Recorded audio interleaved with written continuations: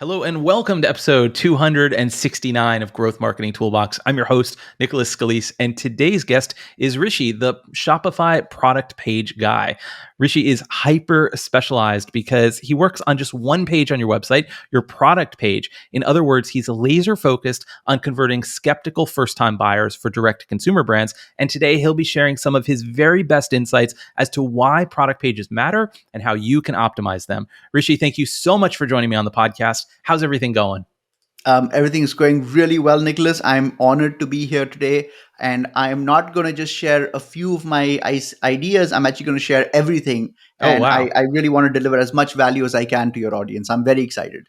We are lucky. You know, as I was saying before we started recording, I'm selfishly really looking forward to this just so that I can learn more about e-commerce optimization myself because, as I told you, I've been doing conversion optimization for about 7 years, but it's almost exclusively been on the lead generation side. And I do see very unique differences between e-commerce and lead gen, although there are some commonalities. But I am looking to learn about what specifically works with e-commerce optimization. Product pages, one of the most important pages on an e-commerce website. Before we get to all that, just tell us a little bit more about you. You're known as the Shopify Product Page Guy. How'd you get into all this? Yeah, well, I'm gonna go all the way back, and I was 16 years old. I walked into a retail store, and I looked on my right hand side, and I saw a gentleman trying to decide if he should buy a product, and he lifted the product, he put it back down, he walked away, he came back, he lifted it up again. It was very obvious to me that he was kind of having this. There was this turmoil that was happening in his brain, and I looked on the left hand side of the store, and there was a cash register, and the store owner was sitting there, and he was oblivious to this struggle that was happening. Yep. And I thought to myself, like, at the end of the day, this guy, the store owner, is going to tally up his sales and determine if he had a good day or a bad day. But he has no idea that he could have had a much better day if he only knew that this customer was really struggling. I mean, he was visibly struggling. And I thought to myself, this is pre e-commerce. And I thought to myself, wouldn't it be wonderful if one day we could actually collect all of this data? Mm-hmm. And then, of course, when e-commerce came about, I realized that that's exactly what e-commerce does.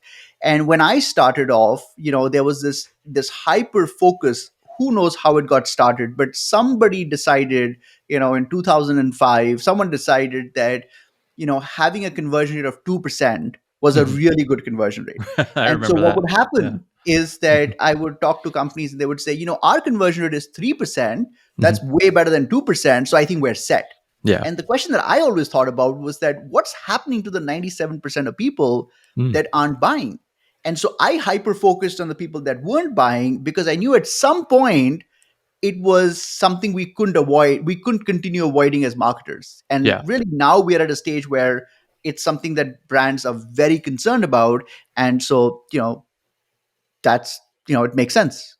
Absolutely. So I know we're going to dig into a lot of specifics with e-commerce optimization, specifically product pages, but why don't you set the stage for us as to how an e-commerce site is typically structured and where the product page fits in? Because there's product pages, there's category pages, there's the home page. What role do they all play, and why is the product page so important?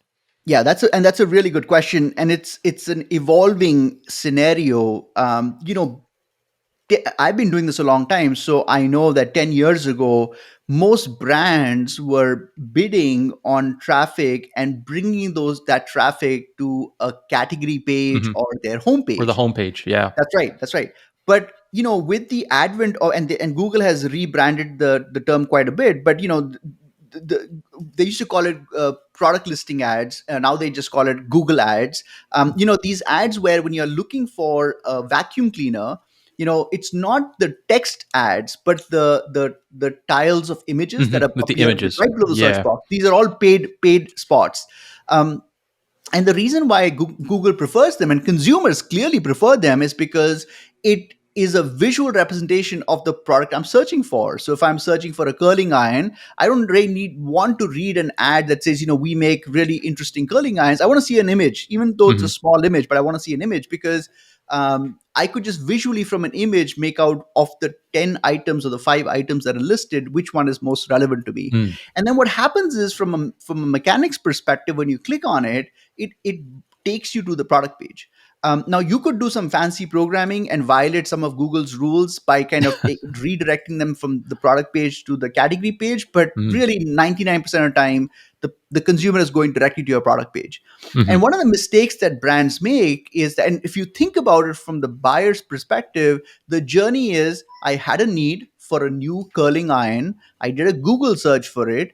I saw a bunch of ads, visual thumbnails of curling irons. I clicked on the one that was relevant to me. I clicked on all of them really, right True. click Yeah. to open them. And then Yep. I go to the product page, and in a split moment, maybe 10 seconds, maybe 5 seconds, I decide if this brand deserves my attention or not. And if I conclude for whatever reason that this brand does not deserve my attention, I will just close my browser and I will look at the 4 other tabs that are open on my screen. So Mhm. this is how consumers behave. Now, we may not like it as marketers, but this is how they behave. And so instead of trying to alter the universe, my thinking is, why not better understand what's happening so we can then start formulating strategies to influence it to the best of our ability. And so really the key insight here is that not only is your product page important, which it obviously is, but for 99% of people that you are driving to your website, to your product page is your entire website.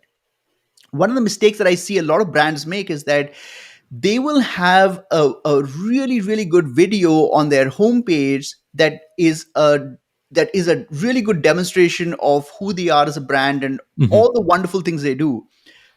Their assumption is that people will come to my product page, and then from the product page they will understand the product, they will read the reviews, then they will travel to my homepage, then they'll go to my about us page. This is not what consumers do. They will come Mm. to your product page, and if they don't instantly realize, or if they don't instantly see that you are the best product for that price point, because that's what you're competing on, they will leave the website. So you have, Yeah. not only do you have one page, but you have one opportunity. 90% of your traffic is never going to come back to your website. So I need to, from a marketing perspective or from a sales perspective, construct a sales pitch on the product page that first of all gets people to not bounce right away, because that's Mhm. my first enemy. I think this is the other mistake that brands make, is they say, okay, well, if I have only 10 seconds, let's push the sale.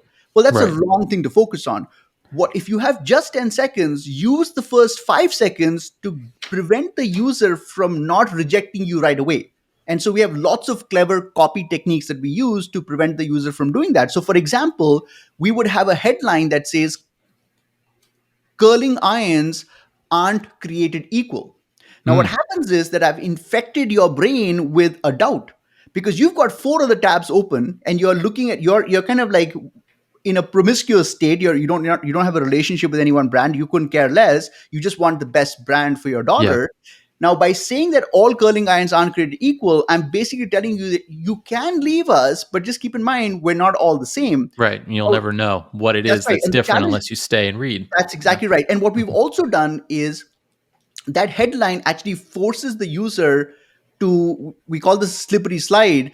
It forces the user to actually read more to understand what makes us different, Yeah. which buys us time. So my objective, and you know this really well as someone who's worked on landing pages, my primary objective on the landing page is not, even though the CEO wants the sale, rea- from a realistic perspective, my objective is to prevent the bounce.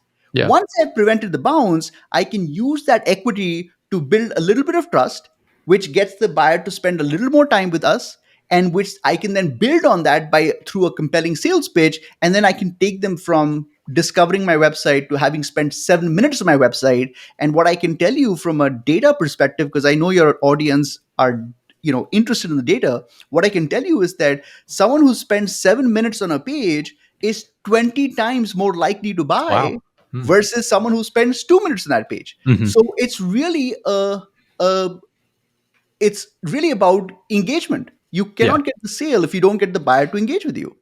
Yeah, and there's lots of ways to do that, as you mentioned. But I know one common approach is pop-ups, And I know there's pros and cons of using pop-ups in an e-commerce environment. What is your take, especially on the sites where you go and immediately you see, hey, get 10% off? It's almost like you can expect it, where there's this instant pop-up. Is that something that helps keep people engaged, or is that detracting from that experience?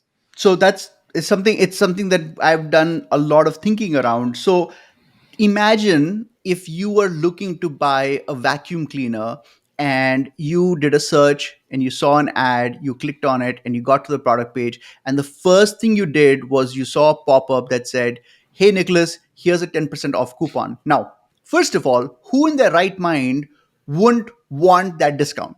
So people will sign up. But Yeah. the problem is that you've made an offer before the consumer was able to convince himself or Mhm. herself that this product was the right product for them. Now, the challenge here is, so there are many challenges. The first one is that you've kind of got their email address, but now they have no reason to stick on the website anymore because now they want the coupon code. So they go to the email and they're distracted. Anything that we do that gets the user to do something else, that's the reason why having links on the product page that open tabs in new windows is kind of dangerous, because Mhm. you're diffusing the buyer's attention. Yeah. And Brian Eisenberg, who's my conversion hero, talks about this idea of consumers are beagles on steroids, and they have very low attention spans. Yeah. So anything we can do as a marketer to kind of give them alternatives is going to really bite us in the ass. So my point is that the user just got to the page, they've read just the headline that all curling irons aren't created equal. Now they've got this pop-up and it says, get 10% off. I've given my email address, you've broken my attention. Now I'm going to check in my email to see what kind of coupon I got. My point is that this can be highly detrimental. More importantly, you've conditioned me now to expect a discount, and so Mhm. my association with that brand is a discount. So yes, I'm not a huge fan of that approach. If a client already has it, I let it be. Mhm. But my whole focus is, and the thing I want everyone who's listening to pay attention to is, forget about the gimmicks. Just completely Mhm. forget about them. I don't see the road to wealth in gimmicks. Right. But I think that if Yeah. you focus on articulating and explaining what your product does very effectively in the most persuasive way, to as many people as possible who come to your website, then you will be shocked at this idea of like my conversion rate is 2% is irrelevant, because I think you can have a 10% conversion rate if you really just focus on constructing and perfecting your sales pitch. And that's Yeah. what I want the audience to focus on. So it sounds like a lot of this has to do with the copy on the page to create that persuasion. And I know something you've talked about in other interviews and online is something called skimmers and diggers, and the way that people consume content, especially written content, on a product page. What is that? What does that phrase mean, and how does that apply in this case? Yeah, so I want to do a thought experiment with you, Nicholas. And this of course extends to everyone who's listening. Imagine any product page that comes to mind, and now imagine if you sent the link for that product page to me in an email, and and I came to that product page, and then imagine if someone else came to that same product page on their mobile phone, and imagine someone else came to that same product page using their clicking an ad. Would the description on that page be different for different Hmm. audiences? Hmm. The answer is no, right? We're seeing Right. the same description, right? If I go to the Right. Dyson Yeah. product page, it's the same description. Yeah. But Nicholas, you are fundamentally different than Hmm. me. Everything that you own, 99% of the things that you own don't match the things that I own. So clearly we're different people. Hmm.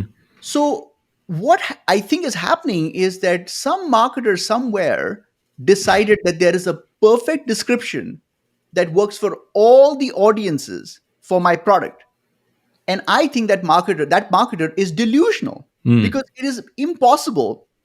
It's like writing a script for a movie where the studio says it's got to be number one in comedy, It's got to be number one in romance. It's got to be number one in action. Right. I don't know how a scriptwriter can ever do that. Yet Yeah. this is exactly what product pages are. We've got the perfect description that appeals to everyone else. And the reality is that because it tries to appeal to everyone, it doesn't really appeal to To anyone. anyone. It's Yeah. kind of like a compromise for all types of buyers. So it's got a little kind of like, we have a discount. It's got a little description about the technical aspects of the product for the people who care about that. It's short because people like short copy, but it's kind of long as well because people like more details. And we're constantly trying to make all of these kind of compromises. And so that is a fundamental flaw with product pages. And so one of the thoughts that I had was that, look, you can segment your audience in hundreds and hundreds of ways. And I'm not smart enough to figure out what all those segments are, but maybe there are certain universal segments. And the two segments that I was able to identify were skimmers and diggers. And I'll explain to you simply the distinction between the two.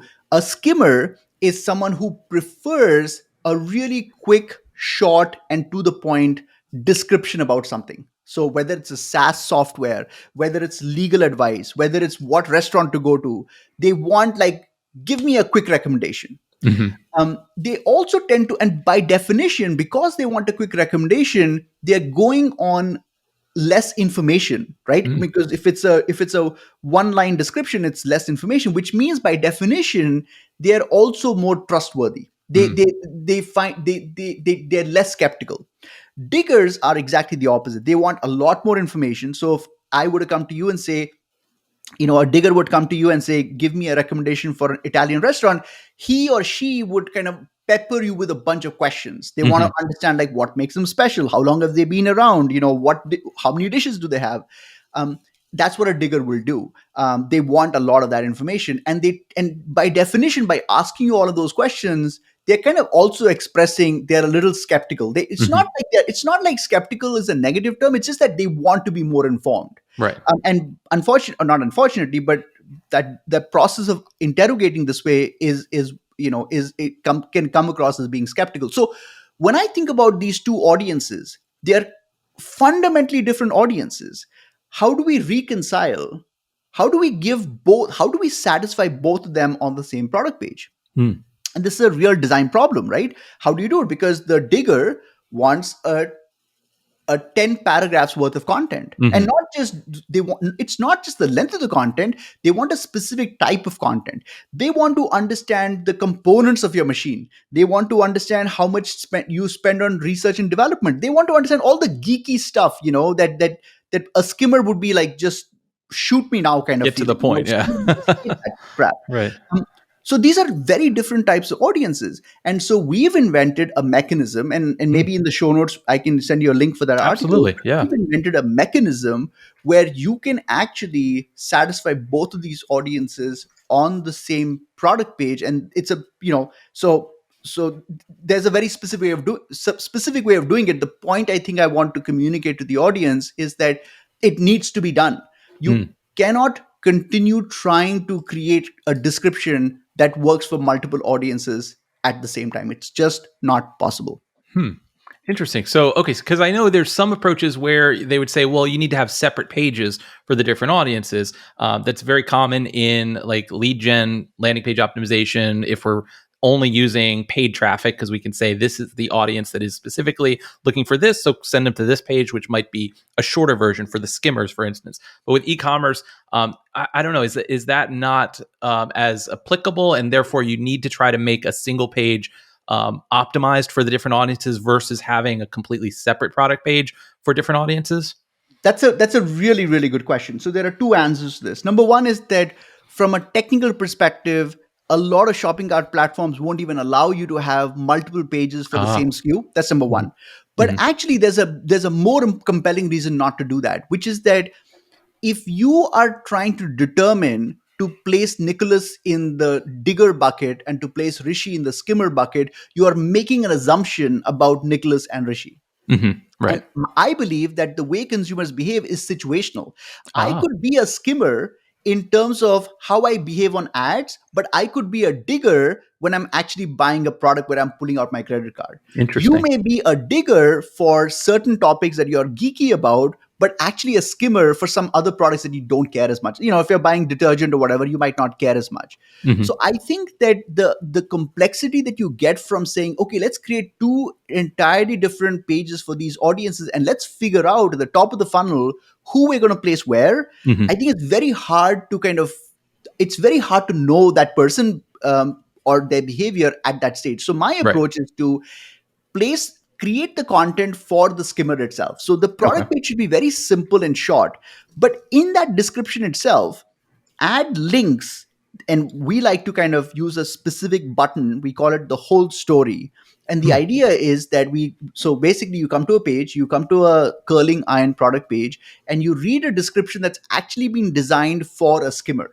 So, but it's not like a digger doesn't care about that content. The only difference is that the digger cares about that content plus more content. That's the Mhm. only difference between skimmers and diggers.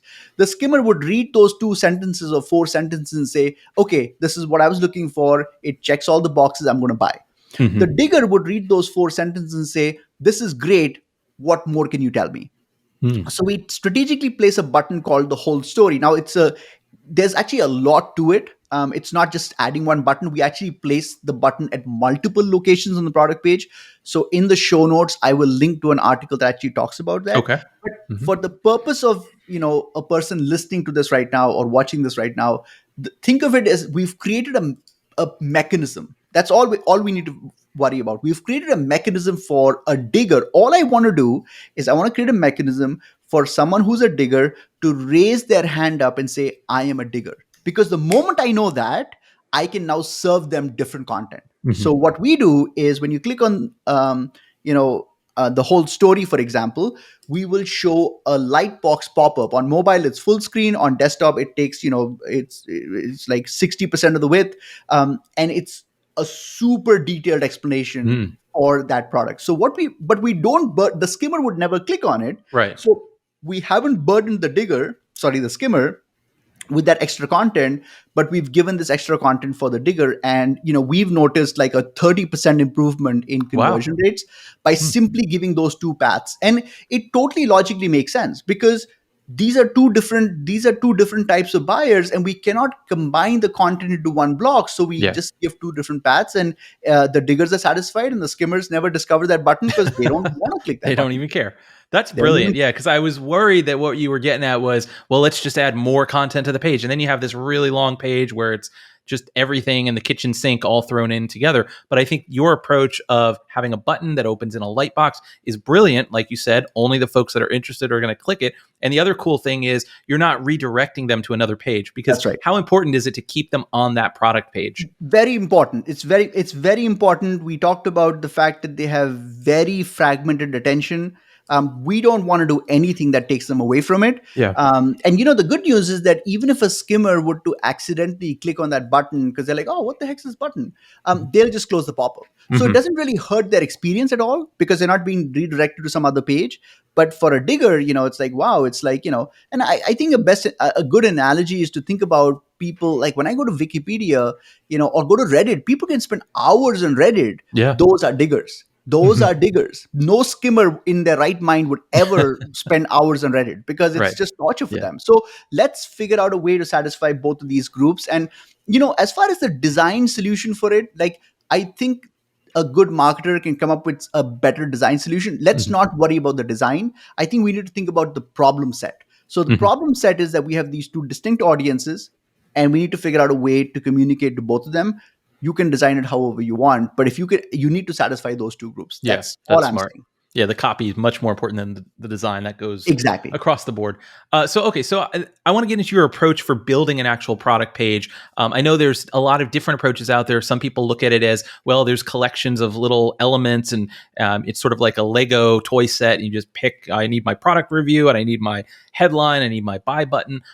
Is that how you think about it, or do you have a different approach for thinking about all the different assets that need to be on a product page? So we work with a very specific set of clients. So we again, the advice I'm giving applies to all types of all levels of businesses. So I don't want anyone listening to this say, oh, it only works for big brands. But the Mhm. reality is that the only brands that work with us are brands that actually have significant revenue through their product pages. So we actually don't touch the product images, the reviews, the layout of the page, the Mm. design of the page, the pricing. We don't do any of that. We Mm. are primarily, I mean, 90% of our effort is within the description box itself. Wow. Okay. Yeah, so we get all of the conversion lift by working within the description box itself. Mm. I'm sure there are lots of ways in which one can optimize a product page, but we don't typically have that opportunity because our clients are driving so much revenue that it's very complicated for them to actually redesign the page, and it's not Mm. something that we do anyway. What I can talk to you about, because you brought this up, is I want to talk about, well, how do we then construct the description, or how do we kind of get started? So it's not the thing I'm going to focus on for this discussion, but I want to Mhm. mention something which again we'll include in the show notes. But I want to talk about a very important topic, which is something that I've spent many years working on, and it's our conversion copywriting framework. Mm. And Okay. I just want to kind of very briefly talk about it. So this might be surprising for a lot of the listeners, but it's true. The average consumer is exposed to 1,000 ads a day. Mm. Now, if you really think about it, how is it possible to actually be exposed to an ad to objectively evaluate what that product does, right? It's just not You possible. can't. Yeah. You can't do it. And so our brains, our wonderful brains, have developed these heuristics or these shortcuts to navigate the world. Otherwise, we'd be paralyzed. We'd literally be, on fetal position on the ground crying, because it's just, it's an unsolvable problem. So our brains are very clever. Our brain consumes 20% of our body's energy intake. It's a very labor intensive device. So our body has a deep interest in conserving energy, Mhm. and so we've developed these shortcuts, and most consumers aren't even aware of what these shortcuts are. They're so intuitive and automatic. But what we've been able to do through rigorous experimentation is identify 9 specific things that consumers actually use in order Mm. to evaluate a purchase. Now, there are Okay. actually much more than 9. I'm sure there are like 100 variables, but we've been able to identify 9. And these are 9 really powerful ideas. Now, so we're not going to be discussing those 9 for this discussion. I just want the audience to know that there is a checklist, a subconscious checklist that shoppers use to evaluate a purchase. And as a marketer, you need to be aware of this checklist because you cannot construct your sales pitch without it. Otherwise, you're just shooting in the Mhm. dark. Right. And Um, you said we'll be able to link to that in the show notes? that's right. I will link Because to that. I'm curious about it too. So Yep. for our listeners, our show notes are at growthmarketingtoolbox.com/269 for episode 269, or in whatever podcast app you're in, you can check out the show notes there, but we will link to it. But yeah, go on. I think that's fascinating to have that framework. It's fundamental. It's Mhm. absolutely fundamental because it's almost like a cheat code, because Yeah. instead of writing copy on a blank piece of paper, you're saying, okay, I need to satisfy these 9 criteria, Mhm. and then you can write copy around it. So that's the first thing. Okay. But what I will talk to you about today is two types of, well, one specific audience that we write copy for. Because the thing is that a lot of times marketers are trying to satisfy, like, oh, we need to improve our average order value, or hey, we also need to kind of improve our email marketing. There's all these things we're focused on, and it's, I think all of those things are important, but I don't think all of those things are possible. We have limited bandwidth. Yeah. So my recommendation is, when you are writing copy, you need to focus on a very specific audience, and this person is what I would call a skeptical first time buyer. Mm. That's the group you need to think about. So there are two words over here: skeptical and first time buyer. Skeptical because the thing is that ultimately the people that are not buying are the people that were intrigued by your sales pitch, Mhm. had a need for your product, but ultimately weren't convinced enough that they should buy from you Mhm. or that they should buy today. By the way, both of those things mean the person is never going to buy. So that's a really juicy audience, right? Because you spent money, You got this person to come to your website. They spent 4 minutes on your website and they chose not to buy. You got very close to actually converting them. So clearly there was some skepticism somewhere. Now, are Mhm. they highly skeptical? Are they lightly skeptical? Who cares? But they're in the skeptical bucket. The other group is first time buyers. Now, this seems self evident, but it's very, very important for the marketer to actually think specifically about first time buyers, because when you are about to buy something for the very first time, whether it's a humidor, whether it's an electric bike, whatever it is, you're looking for you're in a more vulnerable stage. Like, like for example, like if I'm buying a product like if I'm buying a Yeti cup, for example, and Mhm. I've bought two Yeti cups in the past. When I walk into the retail store, I don't need the sales guy to educate me on the What is it? insulation in the Yeti cup and Right. handhold me in any of that crap, right? I'll just walk up to the thing and I know what I'm looking for. Repeat buyers behave fundamentally differently Mhm. from first time buyers. Now, if I've had an insulation cup before, I may have used a competing brand, but I've never used Yeti. I have a lot of vulnerability. It's like, Mhm. is Yeti, it's What makes expensive. it better? Yeah. Why Yeah, is is it it worth the better? Is higher it going to price? perform better? Yeah. And so clearly my energy levels are different. And Mhm. and this is the one other thing I'll share, is that my entire approach to copywriting, I'm actually not a copywriter, I'm actually an engineer. Mm. So how the heck did I get into copywriting? Well, my whole approach to copywriting is framed around understanding how salespeople behave. um, Salespeople are incredibly intelligent in terms of social intelligence. They're Mhm. able to read the person who walks into the store and tailor a sales pitch for them perfectly, based on their anxiety level, based on whether they are kind of browsing or actually looking to buy, based on their price sensitivity. We just do it intuitively. Our brains are incredible devices. So my whole thought was that, what if I could take what a salesperson does in a retail store and essentially replicate that on the product page? Mm. What kind of an amazing effect could I have? So that whole framework of those 9 things is actually based on me stealing from what salespeople do. um, but the point about focusing on skeptical first time buyers is really, really central to that whole idea. So again, skeptical because we are trying to persuade people that aren't fully convinced. That's the Mm. most important group. You have to focus in on those people. And then the first time buyers, because people who are buying something for the very first time have a different level of anxiety. So your copy needs to actually calm me down. Mhm. Instead of saying, Yeti is an amazing tumbler, actually a better idea would be to start the copy by saying, buying a new cooler can cause a lot of anxiety. What if I buy something that's, you're literally like, what you want to do as a copywriter is you literally want to say things that match the inner dialogue What of they're the reader, thinking. Yeah. and the Mhm. better, and so if by better reflecting to them the anxiety of a first time buyer, you're actually connecting with them much better. So really the most valuable thing that I've said today for your audience is this idea of focusing on skeptical first time buyers. And I think that if they ignore everything else that I said, and they just meditated on this, how do we communicate with a skeptical first time buyer for the type of product that I'm selling or the type of service I'm selling, it will lead them to insights they've never had before, Yeah. and it will transform their lives. This is fascinating. I have to say, I'm very surprised at how this episode is going so far. Because first of all, I can see why you're the product guy and the product page guy. Because I don't think I've ever had a guest on here talk about e-commerce marketing with such a deep understanding of psychology. So I'm just amazed. But honestly, I was expecting you to come on here and say, "Hey, we need to have different images, and if you put a product shot with a person on it, and if you move the review widget higher up on the page, it's going to convert better." And you've like totally blown my mind because you're all focused on this copywriting and really getting into the mind of the buyer rather than do what I guess you would refer to as like gimmicks with these different elements and how they're positioned on the page.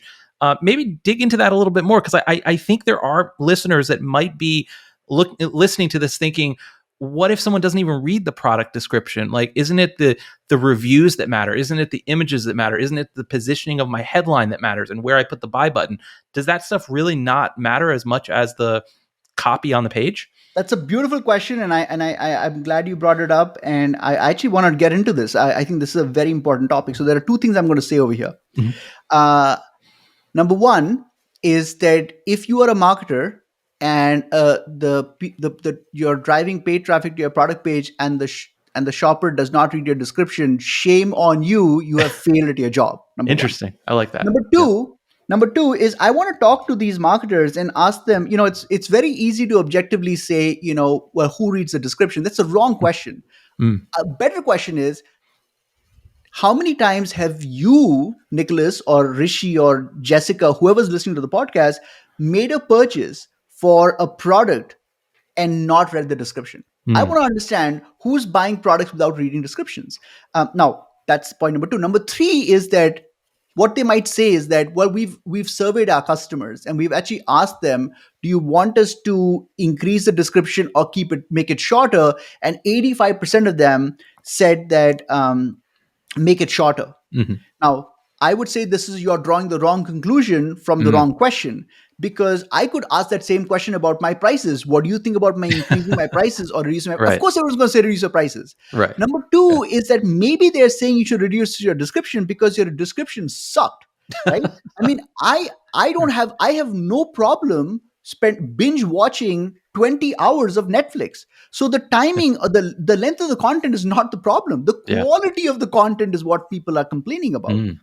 Now, to answer your other question, and I think it's also a valid question, is that, well, how do we draw people's attention to the reviews? Are people reading the reviews? Sorry, not the reviews, the description. Mhm. So using a tool like Google Tag Manager, Mhm. and I'm not a programmer, so I can't give you the specific kind of triggers that you have to configure. But I think you can talk to a developer to do it.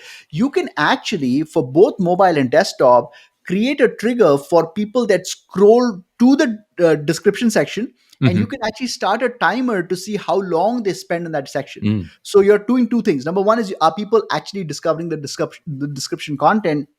But number two is, you're actually looking to see how much time they're spending. Yeah. And if they're spending, let's say, on average, like 5 seconds, then maybe the opening of the sales pitch was non-compelling. I mean, product descriptions suck. I mean, I've seen so many. I look at least 50 descriptions every week, and they start off by saying, revolutionary product, it's a breakthrough discovery, Mhm. here are the features and benefits. Well, if you're going to have that kind of a description, it's obviously not going to work. Yeah. You have to have a description that kind of like, I'm older, so I think about old school direct response ads and Mhm. letters, sales letters. I love that kind of stuff, Me and they too. really did a good job, like Yeah. sucking you in, kind of really capturing your Telling a attention. story. Yeah. Yeah. So I think that what I would tell people who are skeptical about, do the descriptions matter? Again, think back to your own shopping behavior, and if you can prove to me that you bought something more than $50 without reading the description, I want to talk to you, because I want to understand. And I think that you may have forgotten that you read the description, but you actually did. True. Not to say that the reviews don't matter, but I think the description also matters a lot. Also, just because people aren't paying attention to the description doesn't mean that you can't inspire them to read the description. And the reason why I like the description, this is another question, is that we have a product that has 500 reviews, 5-star reviews. Why do we care about the description? Let the user see the reviews and then use that as the basis to buy. Now, keep in mind, there are many different types of purchase behaviors. So I'm not saying that the description is somehow going to double your conversion rates. We're not saying that. We're talking about improving something by 20%. So you Mhm. have to really ask yourself, okay, is a 20% improvement important for my business? If the answer is we need to double our conversion rates, then yes, do not assume that your description is going to do that for you. Mm. But for a very specific type of buyer, the description matters. Now, the reason why I don't like reviews is because what Mm. happens with reviews is, Nicholas, I want you to think about, you go to a product page, and that page has 572 reviews, okay, which Mhm. is really good number of reviews, and its average rating of 4.8 stars, which is wonderful. But just through some unfortunate event, the last 3 newest reviews Yep. were 2-star reviews. I knew you were going to say that. Yep. Is Mhm. that going to negatively affect your purchase decision? Absolutely. Absolutely. Exactly. And Yeah. so the thing I don't like about reviews is that while they can be very useful, we, as a marketer, I can't control them. Mhm. And the description is the one thing I can control. So this is one of the reasons why I like to double down on descriptions, because I control the descriptions, the reviews I don't control. It's great to have four and a half 4.8 star reviews. That's cherry on top. But Mhm. the thing, the frontier I can control is my description. So I'm never going to leave that ground, because that's where I can dominate. Got it. Okay. So if our listeners want to learn how to write descriptions the way you're mentioning them, obviously, we can't cover all of that on a podcast episode. What's the best way for them to do it? Is this something that you provide? You have additional resources for someone who wants to learn that process? Yeah, that's a great question. So actually, what I've done is I'm in the process of writing a book, and so before Nice. writing the book, I'm actually converting all of my blog content and organizing them around chapters. So there are four Okay. chapters. And I'm going to link to that as well in the show notes. Perfect. Chapter one talks about conversion rate optimization, where we actually start off with a lot of almost everybody who talks about conversion optimization is talking about the very, very modern version of conversion optimization. I kind of go back in time 200 years, and I kind of Mm. talk about old school, advertisements, because that is the genesis of conversion Hmm. optimization. Then we kind of get into buyer psychology. That's the next topic we discuss. Then the third topic we talk about is conversion copywriting. Hmm. It's kind of like a continuum. And then the Yeah. fourth chapter talks about product page optimization. Mm. So what this does is it allows your listeners to say, hey, you know what? The thing that I'm most intrigued by is buyer psychology. They can just read chapter two. And Yeah. if they say, the thing that I really care about is biopsychology and conversion copywriting, they can read chapter two and three. And then some people will say, you know what, I'm sold on what Rishi is saying. I totally think this makes sense. I want to actually understand the A/B testing method Rishi uses on Mhm. product pages.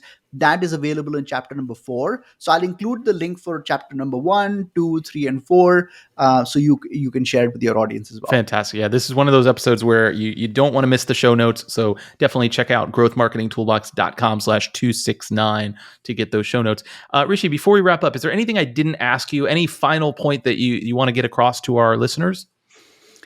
Yes, I think I do want to communicate something. I'm here. I think it's very important for intention to be understood. Mhm. I'm here for one reason only. I have discovered something that is the most wonderful thing in the universe for me. And I'm sharing my love with you guys. That's my only agenda. And so I have no ulterior motive. There's nothing. There's no course that I'm selling. You cannot afford to hire me for my services. I'm far too expensive.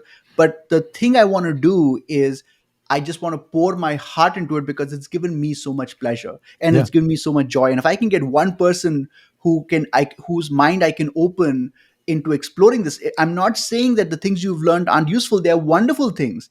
But I think if you can add copywriting to your Yeah. arsenal, it just makes you a better marketer. That's all. Absolutely. That is very powerful indeed. One other thing I want to ask, since this is Growth Marketing Toolbox, I got to talk a little bit about tools. What tools do you recommend? What platforms? Are you a Shopify guy? Are there any heat mapping tools that you recommend that our listeners check out?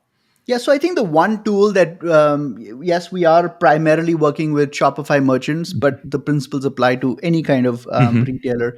The tool that I use, so for A/B testing, you can use a free tool like Google Optimize, which Hmm. comes with Google Analytics. But I would say that we need to invest in our craft. If you're a musician, you need to invest in a good music Right. studio. I Absolutely. know it's expensive, but it's something to think about. So what I would say is that what we've done is we've invested in a tool called Visual Website Optimizer, Hmm. VWO.com, for all of our A/B testing. And especially if you're a marketer, it's a very useful tool. And I'll tell you why. Uh, because with Google Optimize, it's a free tool, yes, so it's cheap, but there is no support, which Hmm. means if you have a technical question about, like, did this get fired appropriately? Was this pixel shown? There's no support. You just have to figure it out yourself. With VWO, you actually have a very responsive, dedicated support team. And I've been working with them for the last 10 years now, Wow. to answer your questions. And really, you have to ask yourself as a marketer, is speed more important than cost of tool? And if the speed is the thing you're looking for, you want to experiment rapidly and build on things you've learned, then you really need to invest in the right kind of tool. So VWO.com is the tool that I use, Hmm. and I would say it's the one tool that we use most extensively. Nice. Yeah. And I love it because it's all in one. You don't have to have a separate heat mapping and Right. behavioral analytics tool with a separate A/B testing tool. You could do it all in one. It's been amazing seeing VWO grow over these last 10 years. But yeah, I would second that. That's a fantastic tool for those who want to invest in a really high quality tool.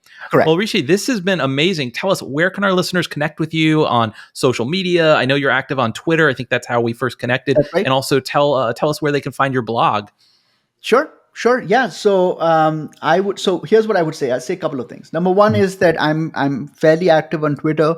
I'm also equally active on LinkedIn. So if you search for my name, Rishi, Rishi space Rawat, you will find me. I am of the Indian ethnicity. So if you see a brown color guy, that's you found the right person. I also have a weekly newsletter. So if you were to go to my website, which is frictionless-commerce.com, so frictionless one word -commerce.com /join, JOIN, there'll be a sign up link for the newsletter right there. And so you can subscribe to my content from that perspective. But yeah, those two platforms, Twitter and LinkedIn, are where I spend most of my time. And that's where you can find me. Fantastic. Well, I will make sure this is all in the show notes.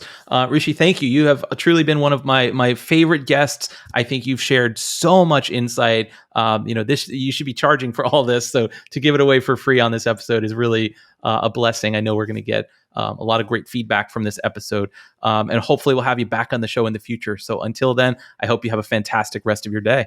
Thank you. Thanks for inviting me. I really enjoyed this. Thank you.